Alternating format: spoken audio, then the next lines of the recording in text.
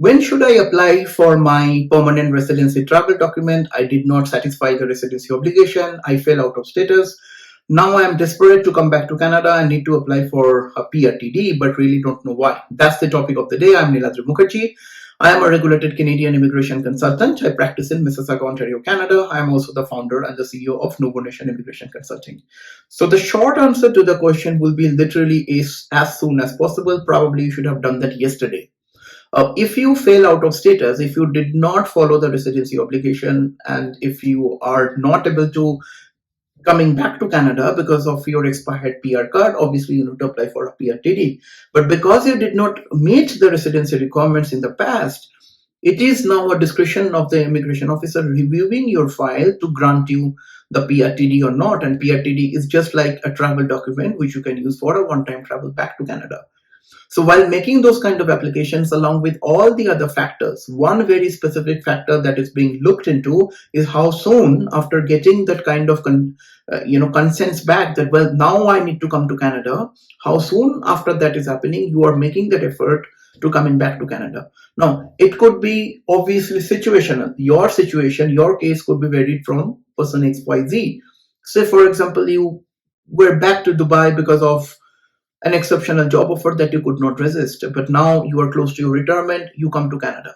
So that possibility of making an application versus somebody, unfortunately, your family member was not well, to take care of that particular person, you had to go back to Canada. So each of these situations to be dealt differently. Obviously, in the second situation, the moment the person recovers, you start the application of the PRTD. And if you're able to justify that, in that application, probably the possibility of your PRTD application goes up. One thing to keep in mind is that when you did not meet the residency obligation and you're applying for a travel document, and by the way, you have to apply for a travel document if you have to come to Canada anyways.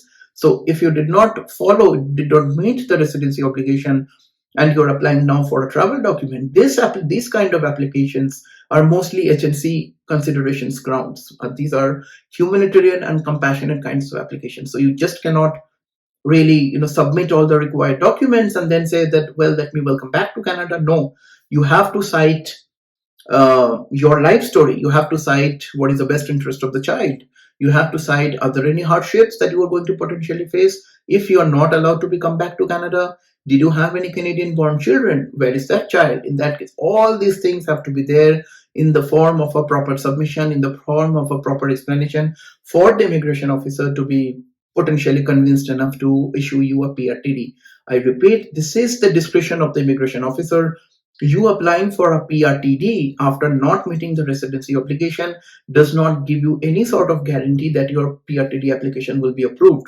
So either you renounce your PR status proactively, and by the way, let me tell you, renunciation of PR status is a very long drawn process that is not the priority of the government, and I'll make a separate video on that. And if you are not following the path of renunciation of PR status and starting it all over again, you can then apply for a PRTD, which gives you the right to come to Canada one time. But that application will have to be backed by a lot of agency grounds. This is not very simplistic application. If you need my professional assistance, first of all, to understand your case and then guide you how to do this, feel free to book a relevant consultation. I handle a lot of the similar cases with success and probably will be able to help you as well. I hope this helps. Consultation links are on the website, nuvonation.ca.